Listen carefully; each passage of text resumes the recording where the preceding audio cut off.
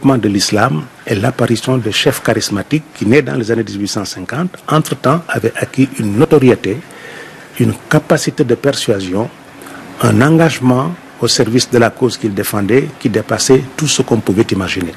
Le cheikh Ahmadou Bamba, que Dieu l'agrée et l'accueille en son paradis, appartenait à cette catégorie. C'est la raison pour laquelle on lui a fait donc un procès, n'est-ce pas, qui était un procès préfabriqué, dont l'objectif était coûte que coûte de le condamner et de l'éloigner du Sénégal. Et dans le même accusation, on disait également que ces talibés, il fallait les disperser, leur imposer l'obligation de retourner dans leur village respectif, de n'en pas sortir, si ce n'est sur autorisation de l'administration coloniale, c'est-à-dire d'assigner en résidence surveillée l'ensemble de ces talibés. Donc de transformer le Sénégal en un vaste camp de concentration, puisque chaque talibé de Cheikh Ahmadou Bamba était censé ne pouvoir se déplacer que c'est là l'autorisation de l'autorité coloniale. N'est-ce pas? Et quand ils l'ont fait, eh bien ça a été un échec retentissant. Parce que malgré son éloignement, les cœurs des Sénégalais ne cessaient de battre en faveur de cet homme de Dieu, qui était un homme de paix, qui n'a jamais voulu faire du mal à qui que ce soit, et dont le seul but était de se conformer aux enseignements du prophète, à la sunna qu'il a prescrite, et de suivre à la lettre les prescriptions qui sont contenues dans le Saint-Coran. Mais quelqu'un qui ne pouvait jamais accepter qu'une autorité autre que celle de Dieu puisse s'exercer sur sa personne, sur sa mentalité et sur sa conscience. Cela, maintenant, pour le système colonial, était la faute la plus grave. Parce que ce que le système colonial veut, c'est des gens qui sont soumis à son autorité, qui sont soumis à ses idées, parce qu'il veut dominer les gens au plan des idées, des concepts, des symboles, des valeurs et des références.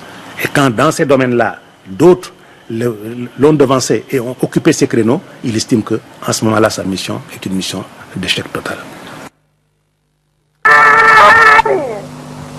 Merci la régie.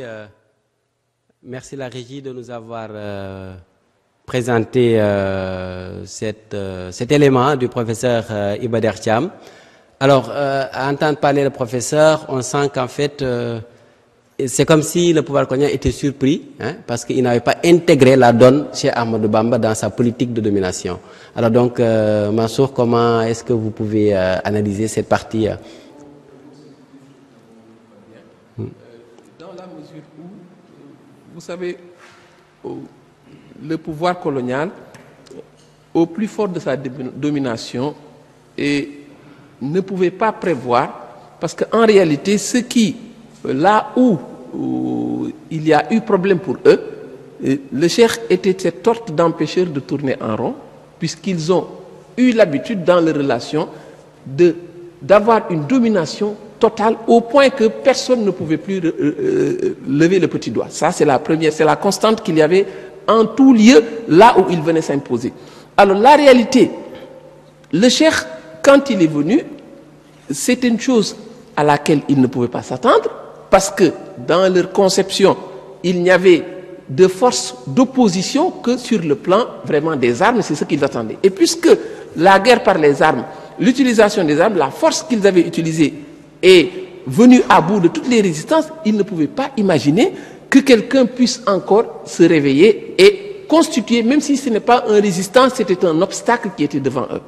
Alors cet obstacle était tel que, finalement, eux, pensant qu'ils avaient pu atteindre leurs objectifs, ils ont remarqué que l'engouement qui naissait chez les disciples est cette donne qu'ils ne pouvaient pas imaginer.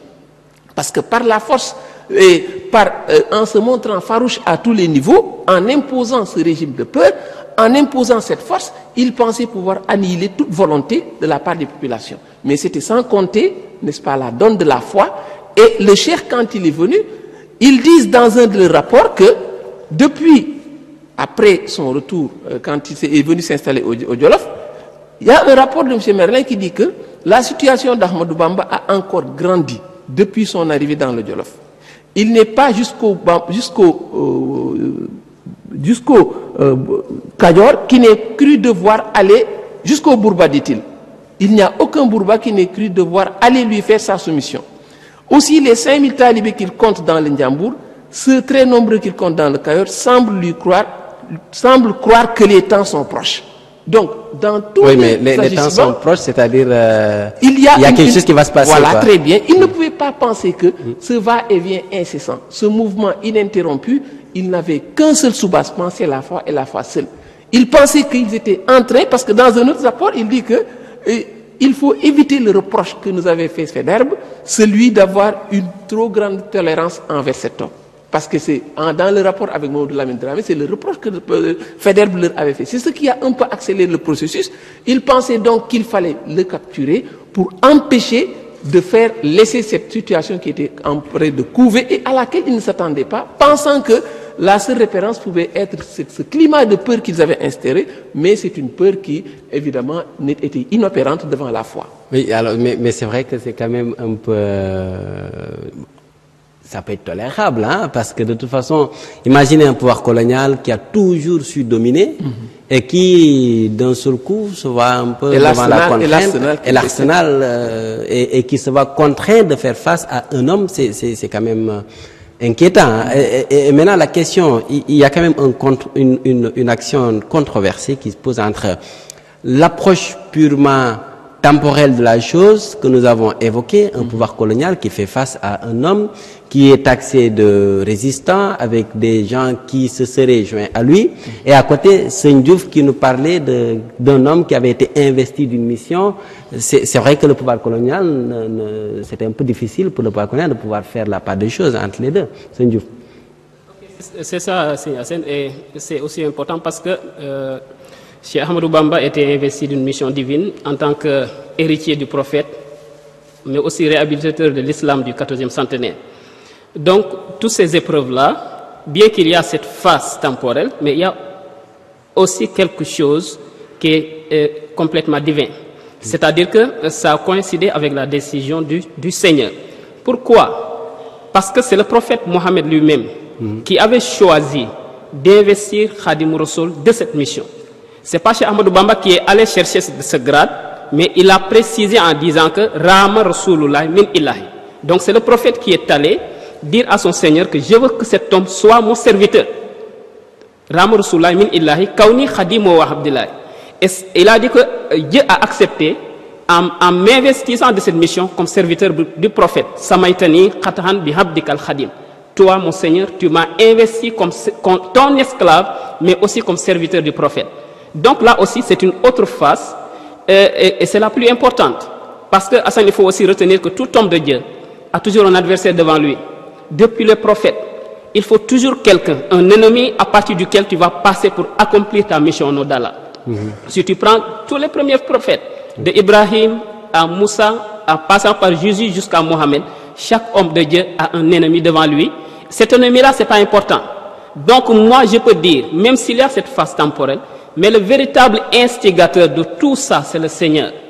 Parce que chez Ahmadou Bamba devait obtenir quelque chose, et il ne pouvait pas l'obtenir sans cette mission, sans cette difficulté, sans ces épreuves-là.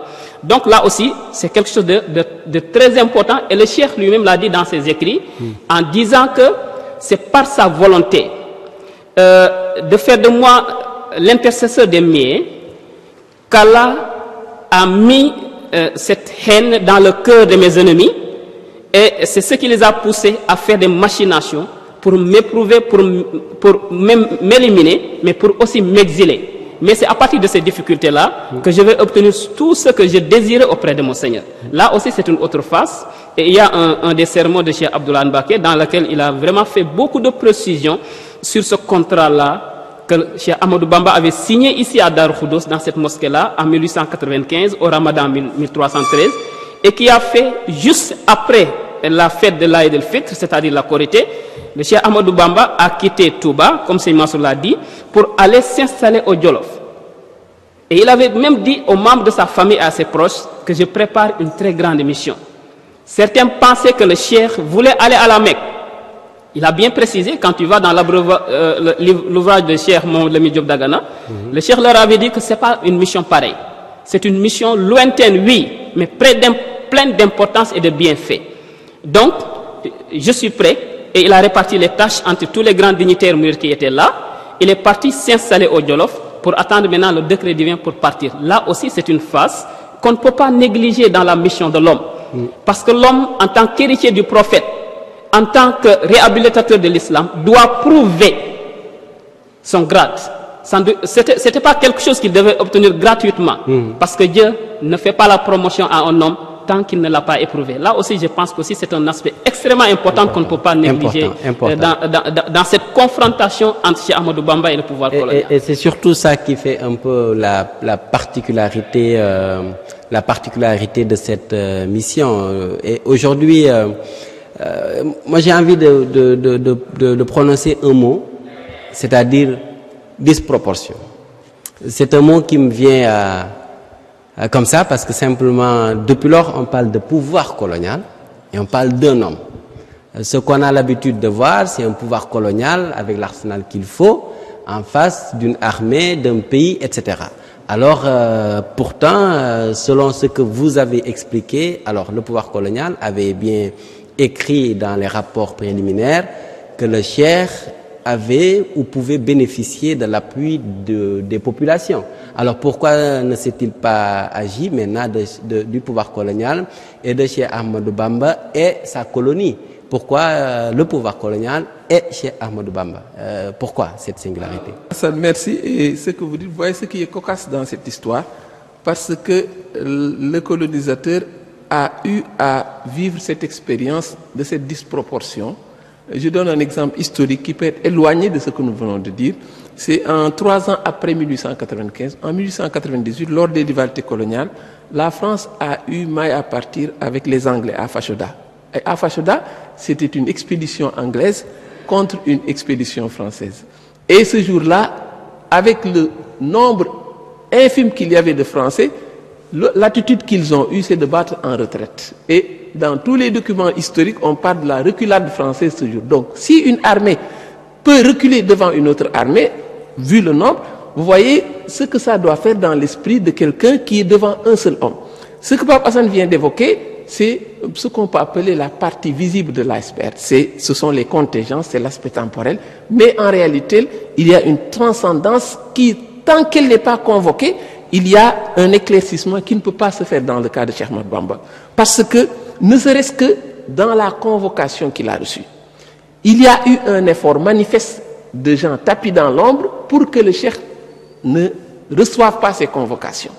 Aucune d'elles n'est arrivée à bon port parce qu'il y avait entre des mains sombres qui étaient là, parce qu'il voulait coûte que coûte que le cheikh soit attaqué. C'est pourquoi, quand le vénéré Mame Thierno est venu auprès de l'administrateur, il lui a dit qu'il n'a jamais reçu de convocation l'appelant. Et il lui répond, est-ce que si je le convoque, est-ce qu'il viendra? Il dit oui, c'est sûr qu'il viendra. Et c'est là, ce qu'il explique, c'est simplement ce que le cheikh, ce qui avait été dit au cheikh, et là nous tombons dans le cadre transcendant vraiment de ce qui est la réalité de sa mission, c'est qu'il avait ce que Serigne Saliou Mbacké disait dans un de ses sermons, il avait un objectif en grade et en station spirituelle qu'il voulait glaner auprès de son Seigneur. Et pour cela, il y avait un prix à payer et personne ne peut étreiner cette distinction importante sans payer le prix, parce que l'islam n'accorde aucune promotion à qui que ce soit sans l'avoir éprouvé, sans qu'il ait payé le prix. Alors dans le cas du cheikh, donc, il y a une transcendance qui est telle que si on ne la convoque pas, on ne peut pas comprendre. Le cheikh fait fausse route dans tous ses comportements, ne serait-ce que dans la convocation. Quand ils sont venus le trouver à Djewol pour venir le prendre, ils sont venus d'art parce que les choses ont tellement traîné, on a fait tellement traîner les choses. Entre-temps, il y a eu l'évocation de Mame Abdoulo qui devait conduire le cheikh, qui s'est éclipsé, qu'il a mis en rapport avec un peul. Ensuite, il a soufflé à l'oreille du peul, il ne connaît pas le chemin. Après quelques minutes de marche, il peut disparaître, il ne pourra plus se retrouver. Pour retarder simplement la marche du cheikh. Et toutes ces tractations qui ont été faites, le vénéré Mame Thierno n'a fait autre chose que, et voyez l'aspect transcendant, il n'a fait que monter sur le cheval et laisser le cheval partir. Et le cheval l'a mené à bon port jusqu'au cheikh. Mais quand ils sont venus, ce qui est extraordinaire, au lieu de le voir quelqu'un qui est en retard, lui, ils l'ont trouvé déjà prêt, prenant ses affaires. Quand Mame Thierno lui racontait son chemin, il n'a même pas voulu l'attendre. Il lui dit, je suis prêt, je dois partir. Et quand ils sont arrivés à Djewol, le propos du colonisateur, l'objectif que leur avait dit, c'est de venir le cueillir, n'est-ce pas? Comme dans le langage policier, le cueillir et l'amener. Mais quand ils sont venus, le cheikh C'est là que la transcendance est manifeste. Il a déclaré, il a fait un niet catégorique leur disant que je vais passer la nuit ici. Toute l'expédition. Évidemment, on dit que de façon transcendante, quand il a commencé à prier, quand il a dit le takbir, ils se sont endormis jusqu'au lendemain. Ça, c'est vraiment le côté prodigieux de la chose. Et le cheikh a refusé. Vous voyez pourquoi je dis qu'il y a une volonté divine qui est là derrière lui. Et c'est ça qui rythme sa marche. À Djewol, le cheikh perturbe l'esprit de tout le monde parce qu'il fait toujours fausse route par rapport à ce qu'on attend. À Djewol, on veut l'amener de force, il refuse et il passe la nuit. Le lendemain, quand il se rend à Koki, il est sur une jument tellement rapide, il cavale d'une manière très extraordinaire et il se retourne vers ses poursuivants pour leur dire comment vous pouvez traîner en route. Votre chef vous envoie en route et vous êtes en train de traîner. Et il était prêt. Donc lui, autant il ne voulait pas aller la veille, le lendemain, il est pressé d'arriver à Koki. Donc vous voyez que ça veut dire que ce qui le fait bouger, c'est autre chose. Ce qui le fait courir, c'est autre chose. Mais ça veut dire que c'est très, très, très complexe. Et je pense que d'une certaine manière, le pouvoir colonial ne pouvait pas du tout comprendre cette approche. Du tout. Vous allez cueillir une personne qui a été taxée de tous les maux, et cette même personne vous dit je vous attends, je suis prêt, je dois y aller. Au moment d'y aller, il vous dit non, c'est pas tout de suite, j'attends l'ordre divin. Et après le lendemain, il vous dit vous êtes en retard derrière moi, faites vite, c'est quand même un peu controversé. Alors, le 5 septembre, le pouvoir colonial convoque Cheikh Ahmadou Bamba à Saint-Louis. Saint-Louis qui représentait la capitale de l'AOF, et à Saint-Louis, justement, un conseil spécial durant lequel sont traitées les questions les plus sensibles de la colonie, et ce jour-là, Cheikh Ahmadou Bamba devait faire face à une autorité. Nous avons voulu comprendre comment, dans quel ordre, pourquoi ce conseil avait-il été convoqué par une république qui était celle française. Et nous avons discuté avec un chercheur, un spécialiste de la géophysique, mais aussi spécialiste de la géographie sur le mouridisme et l'islam, qui est responsable moral de Hizb ut-Tarqiyyah, Serigne Atou Diagne, la régie.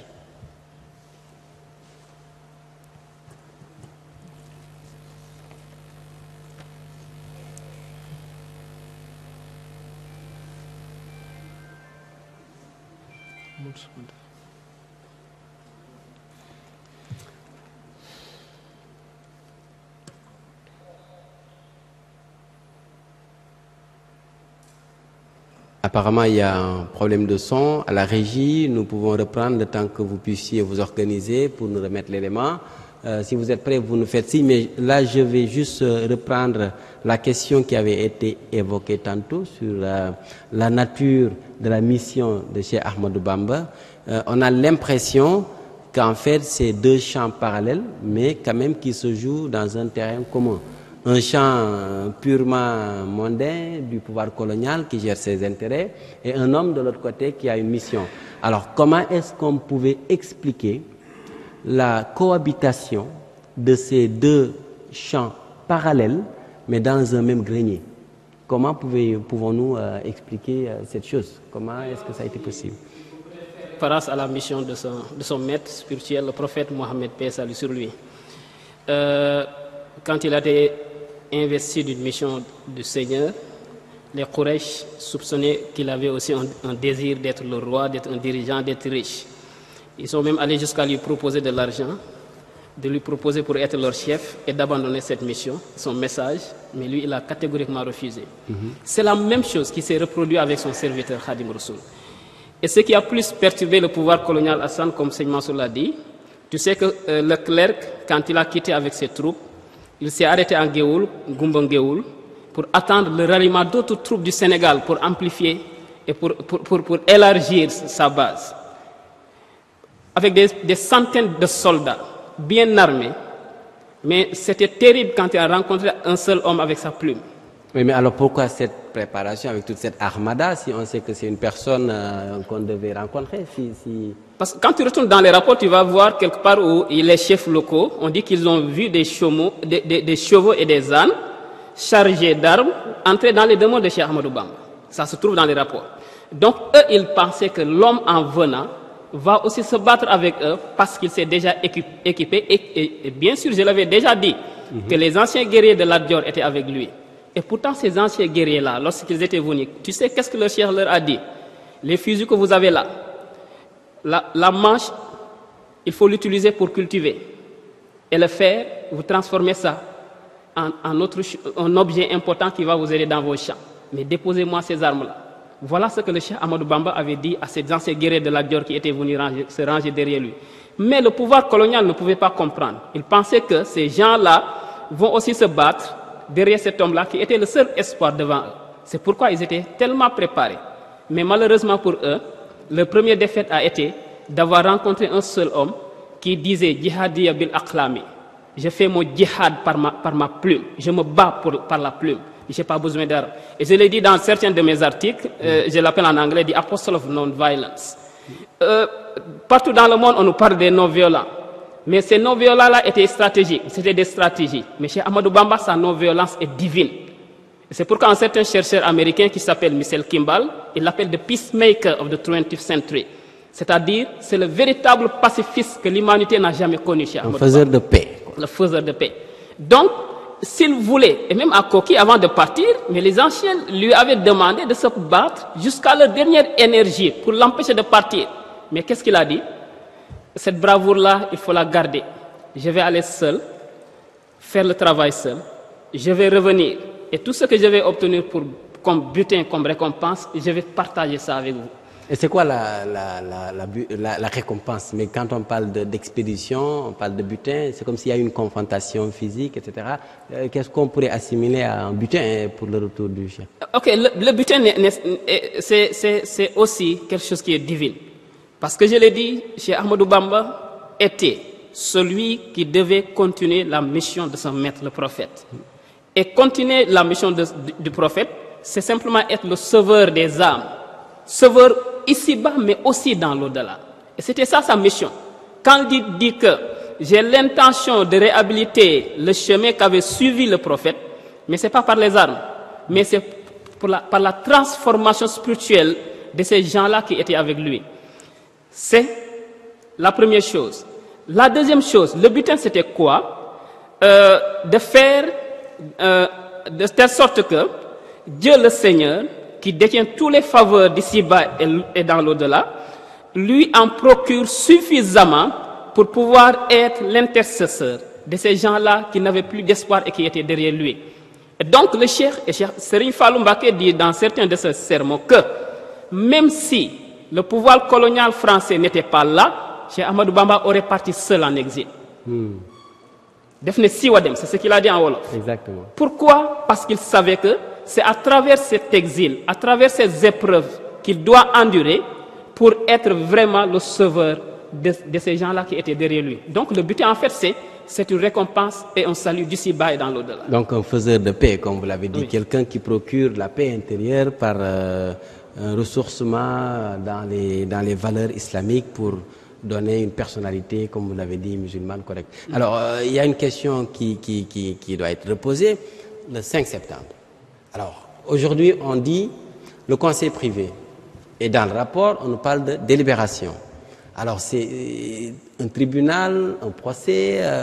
De quoi s'agissait-il? Donc, pourquoi aujourd'hui nous retrouvons dans le rapport des mots qui ont un caractère, j'allais dire, judiciaire, si aujourd'hui on se focalise sur le fait que c'est un homme convoqué devant des personnes qui ont parlé et qui ont décidé. Très juste, Hassan. Vous voyez, le conseil privé, c'était une manière de donner une forme à la décision qu'ils avaient déjà anticipée eux-mêmes. Parce que quand on lit le rapport sur lequel on va s'appuyer pour l'accusation, on voit que même la proposition d'aller au Gabon a été déjà proposée par M. Merlin dans son rapport. Donc on a voulu mettre en forme, on a voulu simuler pour montrer que c'est un jugement équitable qui va être fait, mais en tout lieu, en tout point de vue, le jugement n'a pas... Parce que les choses ont été prédéfinies dès le départ, parce que ce qui gênait, je disais tantôt que le cheikh brouille toujours les pistes. Le colon, ce qu'il ne peut pas concevoir, en analysant, on comprend, vous dites tout de suite que c'est compréhensible, on peut comprendre. Vous avez raison, Hassan, parce que c'est une situation, c'est un scénario auquel ils ne s'attendaient pas, du tout. Et ils ne pouvaient pas se vider de leur substance en analysant le Cheikh. Eux qui ont quitté leur Europe natale, qui sont venus s'installer, qui sont venus conquérir, mais quand ils voient un autre regrouper des gens, ils ne pouvaient pas imaginer que c'est dans d'autres desseins que la foi et la foi seule. Ils pensaient qu'ils étaient dans les desseins d'intérêt matériel et d'intérêt mondain. Et c'est ça qui fait que le Cheikh gêne leur présence. Ils ne pouvaient pas imaginer que quelqu'un puisse avoir des gens sous sa coupole et puisse professer autre chose. Et c'est pourquoi ils ont dit que, même dans le rapport d'accusation qui a été proposé, ils ont déjà proposé de l'amener au Gabon, où, disent-ils, où ces prédications, n'est-ce pas, ne pourront plus avoir raison, ne pourront plus se faire, parce que nous avons choisi un lieu qui aura une infortune religieuse caractérisée. Un lieu où la religion, n'est-ce pas, tout peut être évoqué sauf la religion. Et le choix du Gabon est un choix bien fait, parce que ils pensaient qu'en l'éloignant en bon toubab, ils ont pensé que certainement, loin des yeux, loin du cœur, quand le Cheikh sera loin de leurs yeux, il sera loin de leur cœur, et ils seront surpris de voir que rien n'a changé à son retour. Et ils ont choisi le Gabon parce que le Gabon était une zone d'infortune. La preuve, quand le Cheikh priait, il y avait des gens pour rire devant ses génuflexions. Ils ne pouvaient pas comprendre ses gestes. Le Cheikh était seul, affreusement seul, au point que même quand il pouvait prendre des témoins, il ne pouvait s'adresser qu'à la mer. Aya Bahru Wahid la Tusalis Farabuna. Il parle à l'océan, lui disant ne sois pas trinitaire comme les autres, professe l'unité de Dieu. Donc, pour toutes ces raisons, c'est simplement sa personne qui gênait, parce qu'il savait que c'était lui le point de mire, c'était lui qui était là de foudroyer tous les cœurs, c'était lui qui faisait cet effet d'entraînement.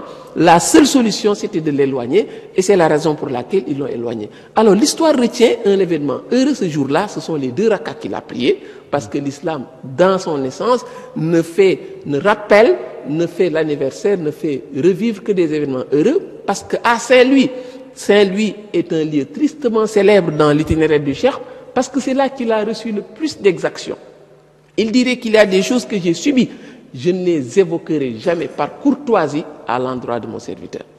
Et c'est à Saint-Louis, quand il est arrivé dans le bureau du gouverneur, ce que l'événement, l'anecdote, c'est l'aspect anecdotique surtout, parce qu'il est venu dans le bureau du gouverneur, il a prié au moment où il s'y attendait le moins, mais il faut voir tout le symbolisme qu'il y a avec cet homme seul, sans armes, devant tout un conseil privé qui ose proclamer l'unicité de Dieu, qui ose prier 2 rakats dans un lieu où il pensait qu'ils avaient fini de mettre les dénominations. C'était ça le symbolisme. Mais justement, M. Mansour, parlant de symbolisme, cela me fait penser à cet élément que nous n'avons pas encore suivi, que nous avons eu, en tout cas l'honneur de voir avec Seyatou Diagne, qui nous disait qu'en fait, il fallait voir derrière l'acte la représentation de toute l'islam, la défense de toutes les couleurs, la défense même de ceux qu'on appelait aristocrates, qui avaient été présentés par le pouvoir colonial comme étant des faiseurs de troubles, et qui avaient été mis en relation avec les chefs religieux comme pour semer la zizanie, alors que dans le fond, c'était aussi des gens qui étaient préparés en tout cas à défendre leur couleur, et que pour lui, c'était moins les 2 rakats, mais c'était ce que contenaient les 2 rakats en sens et en défense des couleurs de l'islam. Sendiouf, symbole pour symbole, derrière les 2 rakats, il y a une réponse, il y a une préméditation. Vous l'avez dit tout à l'heure, Merlin Leclerc qui avait écrit en disant « Nous recommandons ». Mais de la même façon, je pense qu'il y a une préméditation du côté du Cheikh qui savait où il allait. Donc, symbole pour symbole, comment vous analysez-vous cette session, 5 septembre? Effectivement, ça, c'est Hassan, parce que toujours avant d'arriver même à Saint-Louis, il y a des preuves qui montrent que Cheikh Ahmadou Bamba savait clairement qu'est-ce qui va se passer. Il a commencé à Djewal, je pense, à Asma al-Badrin, en parlant en chantant l'éloge de ces vaillants combattants de Bel. Ce qui n'est pas gratuit, parce qu'il veut simplement montrer qu'il s'est inscrit dans cette même ligne de défense de l'islam que ses anciens compagnons du prophète. Et même le vendredi qui précède son départ, avant de quitter Mbacké Bari, parce qu'il a quitté Mbacké Bari le samedi, mais le vendredi à 17h, c'est-à-dire à la prière de Takussan à Wolof, le cheikh a écrit un poème qui s'articule autour du verset coranique Hasbunallah wa ni'mal wakil. Et tout au début, il a dit que Hamid Touman yahsimuni min ad-darar min kulli shaytanin wa jinnin wa bashar. Donc cet homme-là qui dit tout ça savait exactement qu'il était le seul défenseur de l'islam qui restait à cette époque-là. Donc cette prière, il l'a fait pour montrer que je suis là en tant que porte-étendard de l'islam, je le défends. Shahidtu anna Allah rabbul khalqi wa anna Ahmad rasulul haqi. Voulant montrer qu'il ne reconnaît aucune autorité à part celle de son Seigneur. Donc c'est ça le symbolisme de cette prière-là. Mais je veux venir sur le conseil privé. Parce que le pouvoir colonial avait deux conseils, ce qui est important. Peut-être on parle toujours du conseil privé, mais il y a ce qu'on appelait le conseil général. Ouais. Le conseil général dans lequel siégeaient des chefs africains, même des citoyens sénégalais, ils étaient chargés de juger certains cas qui n'étaient pas tellement difficiles. Mais le conseil privé, le pouvoir colonial l'avait instauré pour juger ce qu'on appelle les récidivistes, les cas graves. Donc ils avaient déjà classifié pourtant ce pacificateur dans les cas graves. Et pourquoi? Je ne sais pas. Je l'ai dit dans ce document-là, j'ai dit « What was he guilty of ?» Mais quel était son tort? Quel était son tort? Personne ne peut répondre. Parce que même le rapport de Merlin, qu'est-ce qu'il dit?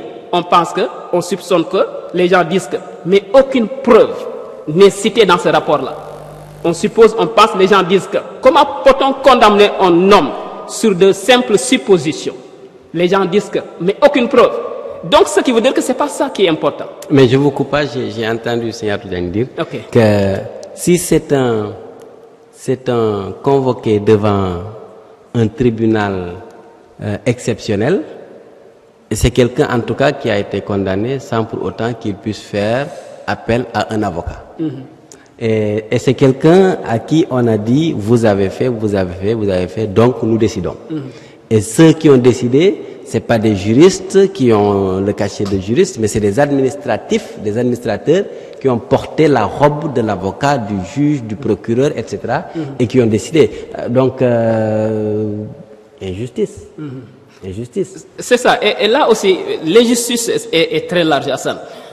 Parce que on ne sait pas de quoi le cheikh était fautif. Personne ne peut le dire entre eux. Sa réponse, jusqu'à présent, c'est, comme Seigneur Mansour l'a déjà mentionné, c'est la tradition orale simplement qui nous rapporte ce que le cheikh Ahmadou Bamba a répondu à ces gens-là.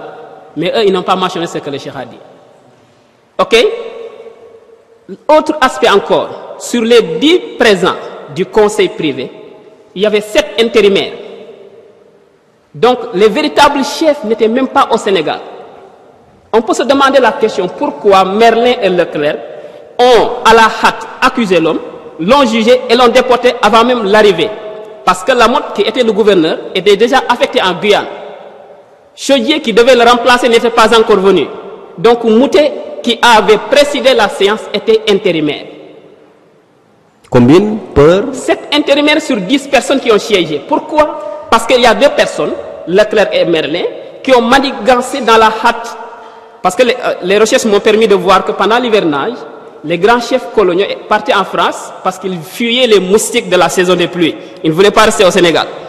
Donc, avant le retour, les gens ont tout fait pour vraiment accuser cet homme-là et l'amener pour faire disparaître son message. Ce qui est encore une très grande injustice. Et je l'ai dit encore dans un article que je viens d'écrire ces jours-là. It was an unjust impeachment to get rid of the sole hope-bearer of his people. C'est un procès injuste. Pourquoi? Pour se débarrasser du porteur d'espoir de son peuple. Il était le seul qui restait.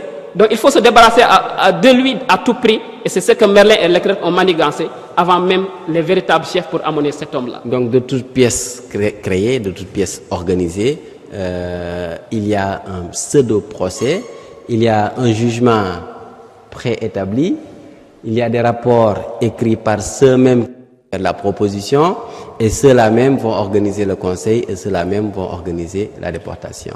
Alors aujourd'hui, si on revient sur le contexte, le prétexte arranger le cheikh.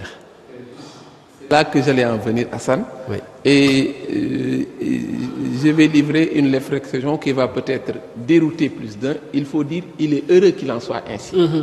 Parce que il faut se rappeler que le cheikh, en tout état de cause, en tout lieu, dans toutes ses actions, il y a une identité extraordinaire entre son itinéraire et l'itinéraire de celui qui est son maître. Si l'on prend l'exemple de la bataille de Badr, on sait qu'il y a beaucoup de circonstances qui pouvaient faire annuler la bataille.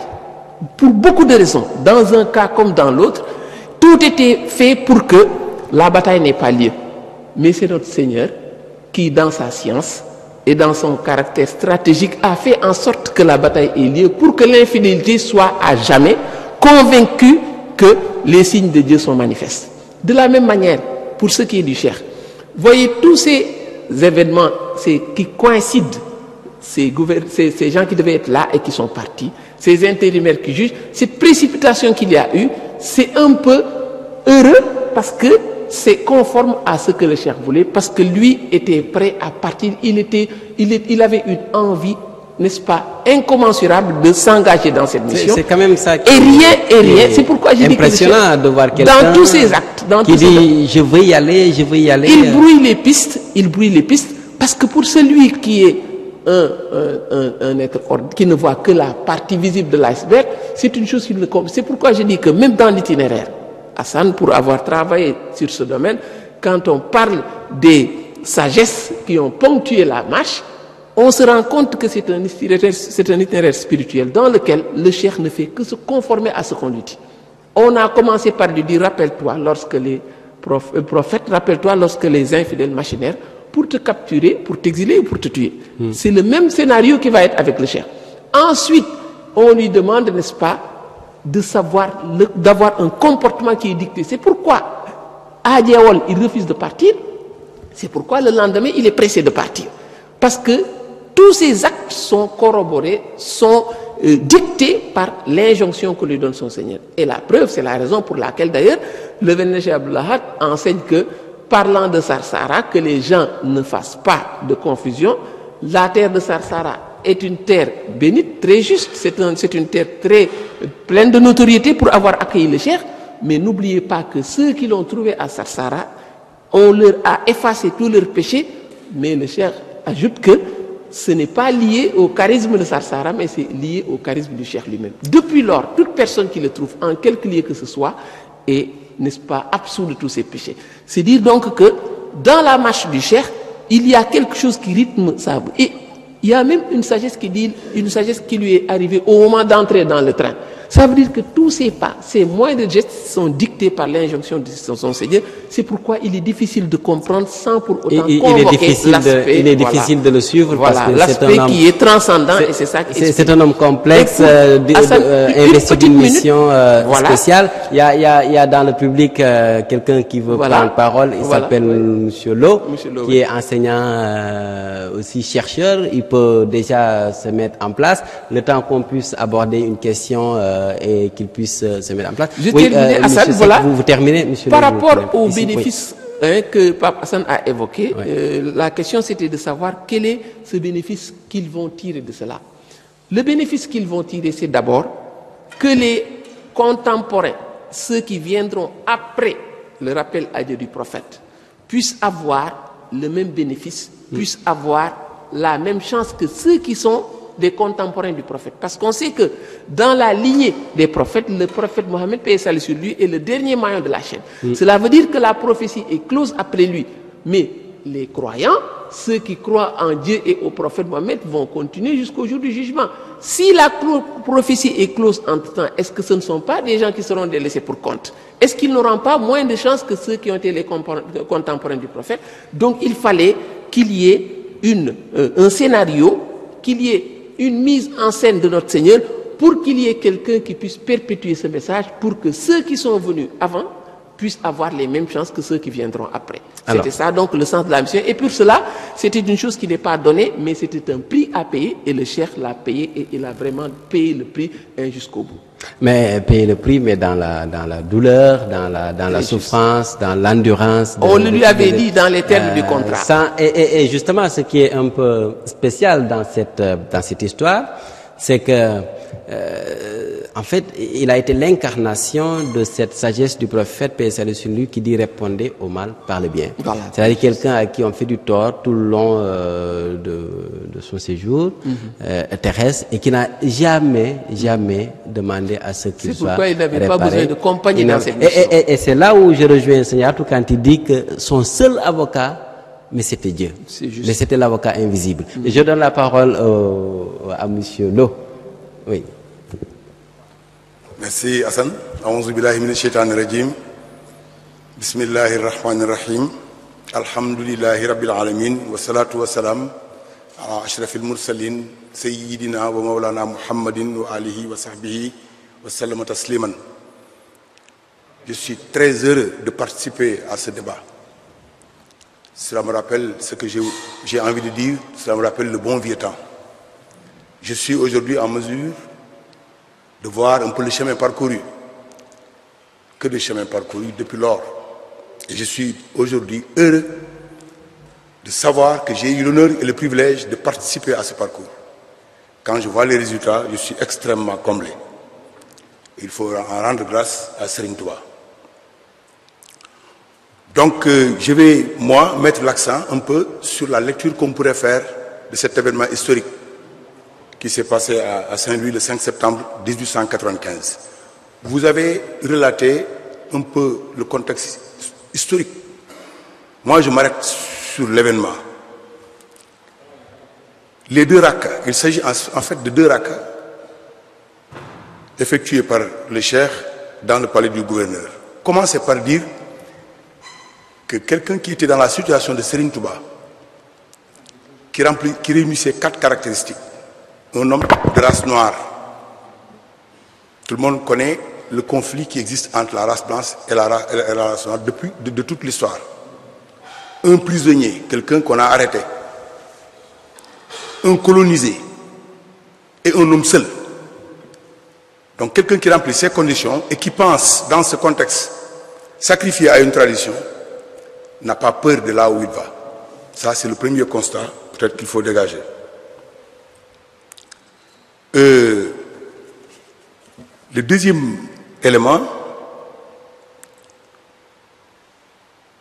le conseil privé, vous l'avez dit, est un temps fort dans l'étape de Saint-Louis.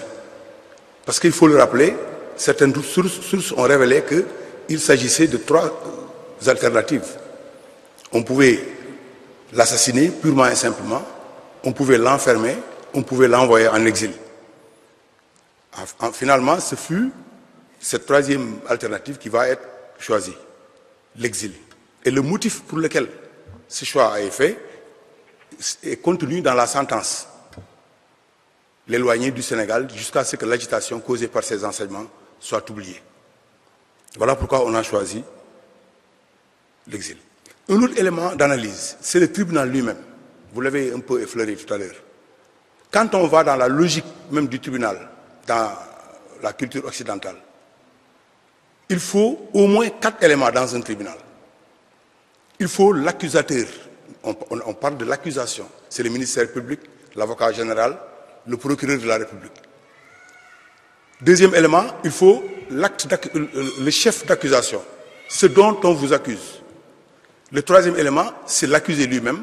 Et le quatrième élément, c'est la défense. 2 éléments importants n'ont pas été là. L'acte d'accusation. Qu'est-ce qu'on reproche reprocher à Serigne Touba? Personne ne peut répondre à cette question, vous venez de le dire. Ensuite, la défense. Donc un tribunal qui ne respecte pas lui-même sa propre règle ne peut être qu'unique. Le conseil privé du 5 septembre donc, est un tribunal unique que l'histoire le retienne. Il n'y a pas eu de chef d'accusation précis. La défense du cheikh n'a pas été assurée. Et ce qu'il a dit n'a pas été consigné dans les greffes, dans les minutes du greffe. Alors, maintenant, et je vais en terminer par là, un petit commentaire qu'on pourrait faire de cet acte historique. C'est leur objectif, je le rappelle, c'était d'éloigner le cheikh jusqu'à ce que l'agitation causée par ces enseignements soit oubliée. Alors, quelle doit être notre attitude à nous autres, qui avons prêté serment d'allégeance à Serigne Touba? Moi, je ne pense pas qu'il doive s'agir de vouer une haine à l'occidental. Ce n'est pas cela. D'ailleurs, le cheikh a tracé la voie parce qu'il a pardonné.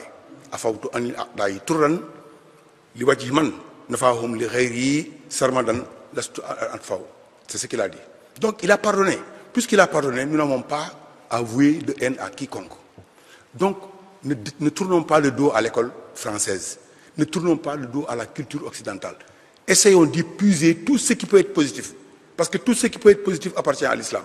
Et tout ce qui peut être, ce qui appartient à l'islam, c'est le cheikh qui en est le légataire, vous l'avez dit. Qu'est-ce qu'il nous faut, par contre? Il nous faut être les preuves permanentes de l'échec cuisant du colonisateur. On va l'éloigner jusqu'à ce que l'agitation causée par ces enseignements soit oubliée au Sénégal. Mais tant que l'occidental se tournera vers le Sénégal, il entendra des khassaïd, il verra des minarets, il verra des mourides, des musulmans, son échec restera toujours cuisant. Mais attention, la mondialisation aussi est là. Si nous ne sommes pas suffisamment vigilants, il peut y avoir une faille. Tout le monde connaît l'impact des médias aujourd'hui. Il ne faut pas hésiter à le dire. Dans notre ville sainte, il y a des équipes de football aujourd'hui. Dans notre ville sainte, les jeunes s'habillent exactement selon le schéma montré à la télévision. Alors il faut remonter la garde. Sinon, le colon peut avoir l'illusion de dire vrai. Donc moi, c'est par là que je vais terminer. Ce que, pour moi, constitue notre credo, c'est de faire de telle sorte que le colon verra toujours que depuis 1895 jusqu'à la fin des temps, ce sera toujours entre lui et Cheikh Ahmadou Bamba un échec cuisant. Oui. Mais donc c'est par là que je vais nous vous remercions. Je vais donc terminer par remercier Mourtala Sey de m'avoir invité à cette auguste assemblée, à ce débat extrêmement enrichissant. Je vous remercie de votre attention. Mais je vous remercie, Monsieur Lo, pour avoir fait cette brillante participation. C'est vrai qu'aujourd'hui, la question, elle est bien posée. Le fond est clair.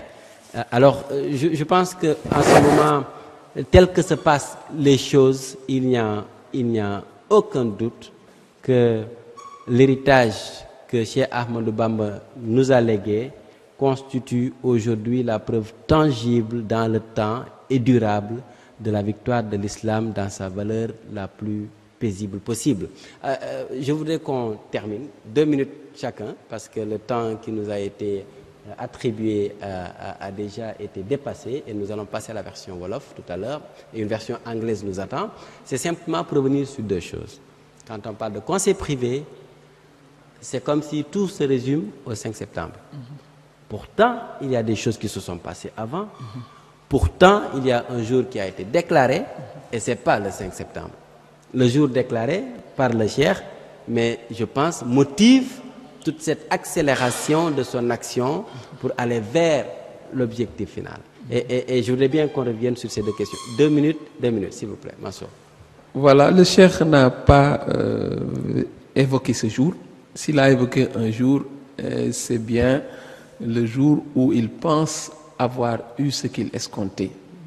Ce jour où la décision de son Seigneur est venue. Ce jour qu'il attendait tant. Ce jour qui est le prétexte pour lequel il pourra réussir ce qu'il veut. Parce que dans les termes du contrat qu'il avait signé avec le prophète, paix et salut sur lui, celui-ci lui avait dit qu'il y a un prix à payer. Et je fais la déclaration que dès le départ, il y a des gens qui ont tenté cette mission et qui malheureusement n'ont pas réussi. Donc, s'il y a un conseil que je te donne, c'est de bien avoir en face ce qui t'attend comme épreuve. Le cheikh a fait montre d'une détermination sans faille, parce que la preuve pourquoi il choisit ce jour, la preuve est toujours dans la même lignée de ce que je disais. Le cheikh brouille les pistes. Là où on l'attend, il passe, n'est-ce pas, il fait une apparition au moment où on attend le point. Parce que si d'habitude, si ce qu'on voit d'habitude, c'est le jour qu'on choisit, c'est le jour où on est libéré. Le jour où, vraiment, après les épreuves, évidemment, il y a la délivrance, parce que le triptyque des épreuves, de la souffrance et de la libération, c'est ce triptyque qui est valable. Mais le cheikh, lui, il brouille les pistes, puisque lui, au lieu de choisir le jour où il a été libéré, ce jour de son retour, lui, il célèbre le jour de son départ. Parce qu'il était confiant que, dès l'instant qu'on lui a accepté cette mission, dès l'instant qu'on va lui faire subir ces épreuves, il était certain, n'est-ce pas, de vaincre, comme ce candidat qui prépare un examen et qui déjà prépare le pot qu'il va organiser, n'est-ce pas, après les examens, parce qu'il est certain de passer. Et donc, c'est quand même très évocateur cet exemple. Alors, manifestation, ce qu'avait dit un de nos interlocuteurs, je vous nomme Seyatou, qui nous disait ce matin que pour lui, le 5 septembre, pour lui, Djewol, pour lui, Gabon, pour lui, Mauritanie, pour lui, Tchéyen, Djourbel, c'est tous des manifestations, mais du ce pourquoi il s'est engagé, c'est-à-dire servir le prophète, paix et salut sur lui, à travers le Magal de Touba. C'est Ndiouf. Merci Hassan encore, mais c'est effectivement ça. Parce que la mission du Cheikh Ahmadou Bamba, c'est quelque chose de global. C'est-à-dire qu'il y avait un prix qu'il fallait remporter et tous les prétendants avaient échoué, sauf cet homme-là qui s'est présenté en disant au prophète lors du contrat que je ne peux pas garantir l'âme, mais tant que mon âme supportera la somme des épreuves, ma détermination l'endurera. Je vais aller jusqu'au bout et je ne reculerai pas. Donc, c'est ça l'importance de sa mission. Et dans ses écrits, j'ai vu le cheikh dire qu'il a enduré toutes les épreuves à Hassan, que les envoyés de Dieu réunis avaient supporté. Individuellement, lui, il a supporté globalement. Qad shubihat bima min rusli jara ila lazina kulum qad fajara. Qu'est-ce que cela veut dire? Donc, à la fin de la mission a été exceptionnelle, donc le prix à recevoir sera aussi exceptionnel. Pourquoi la mission a été encore exceptionnelle? Dans certains de ses écrits, tu vois en arabe le cheikh dire Farakhtuhu wahwa kah, ou bien parfois dire Farakhtuhu wahwa laj. Parfois les gens le lisent mais ils ne connaissent pas exactement ce que cela veut dire. Kah, c'est-à-dire il y a 28 choses qui sont licites que le croyant peut faire, mais dans son contrat, le cheikh avait renoncé à toutes ces choses-là pour vraiment se consacrer à son Seigneur. Donc la mission a été exceptionnelle, le prix a été exceptionnel, et la mission a été exceptionnelle d'autant plus que, comme Seigneur Mansour l'a dit, on vous dit, ok, les épreuves sont là, tu dis, ok, ce jour-là où j'ai commencé à endurer mes épreuves, c'est mon jour d'action de grâce. C'est quand même exceptionnel. Depuis l'existence de l'humanité, il a été le seul à faire cela. Exactement. Même les prophètes, les Ulul Asm, les plus grands prophètes, ont commencé leur action de reconnaissance après la fin des épreuves, sauf Cheikh Ahmadou Bamba. Donc, qu'est-ce que cela représente? C'est un questionnement. C'est un questionnement que nous aurons l'occasion, l'opportunité d'aborder dans nos prochains débats. De toute façon, la richesse du contenu nous pousse à dire qu'il nous faudra de façon inévitable traiter de façon approfondie ces questions dans d'autres plateaux que nous allons organiser ensemble. La régie me dit que le plateau de tout à l'heure est prêt. Nous allons terminer avec c'est juste quelques minutes. Alhamdulillah Rabbil Alamin. Au nom de Dieu, le témoin de miséricordieux, louange à Dieu, maître des mondes. Dès l'instant qu'on parle d'islam, l'acte de Cheikh Ahmadou Bamba et l'acte de l'administration coloniale ne peuvent plus concerner le Sénégal ou concerner l'Afrique seulement, mais concernent la totalité du monde musulman qui est là, croyant et ceux qui n'ont pas les mêmes conditions et qui n'en seraient pas là et qui œuvrent pour que quand même détruire les croyances et les remplacer par autre chose. D'abord, sous quel angle donc situé le 5 septembre 1895. D'abord, je le dis immédiatement, un cortège d'enjeux se présente devant moi. Mais la première qui m'intéresse et à qui je vais donner la priorité, c'est les droits de l'homme et les libertés individuelles. Hassan, il faut qu'on replace un peu les choses dans leur contexte. Nous sommes en 1895 et un peu avant, maximum 25 ans, 20 ans, 15 ans, on se rappelle encore du décret historique du 30 septembre 1887. C'est un décret du gouverneur,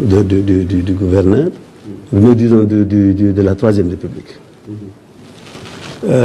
Parce qu'il est bon de voir que tout ce qui se passe, disons, dans la seconde moitié du 19e siècle, est fait sous le second empire colonial français, d'une part, et la Troisième République. Cette forme de domination de la France qui ne veut pas laisser ce qu'il a trouvé en place héberger à sa place, qui ne veut pas que quelque chose soit en compétition avec son pouvoir, sa voix, sa domination. Il était obligé de trouver des stratégies de domination, des stratégies de gestion des indigènes en quelque sorte, des indigènes, voilà le mot.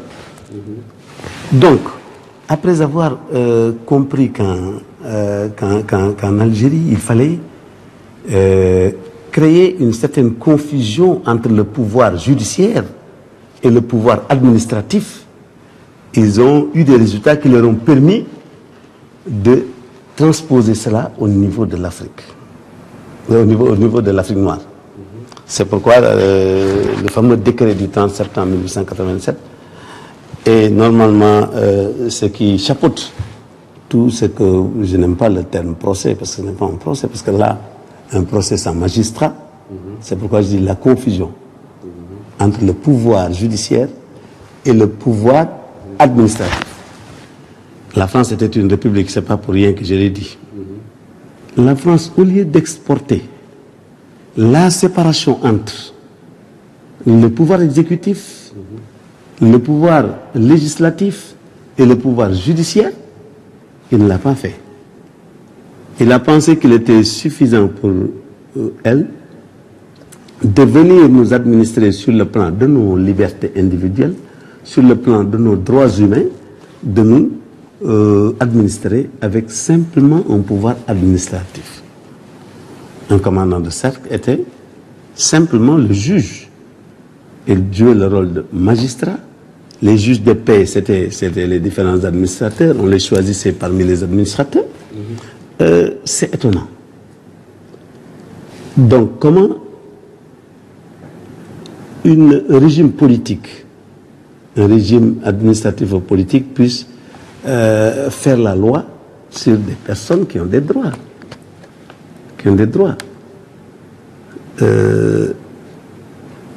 Cheikh Ahmadou Bamba, s'il était accusé, est-ce qu'il avait un avocat? Il ne l'avait pas. Il était arraché comme ça de sa famille. Est-ce qu'il pouvait pourvoir après le procès en cassation? C'est ça. Voilà une personne qui est là, qui est en train, je suis en train de jeter les jalons de l'injustice. De l'injustice. Parce qu'une injustice, elle continue tout le temps. Qu'on l'ait commencé dans la nuit des temps, elle restera toujours rétroactive. Et je crois que une personne qui n'a pas d'avocat, donc il ne peut pas faire de recours. il ne peut pas pourvoir en cassation. Et la cassation n'existait pas ici au Sénégal. Il n'y avait pas une cour de cassation à l'époque. Donc il faut éviter le terme procès. Donc c'était un conseil privé. Le conseil privé était un organe qui est là, qui assistait le gouverneur du Sénégal et qui, quand il y a un récalcitrant, quelqu'un qui veut contrebalancer, disons, la domination française ou qui a une influence qui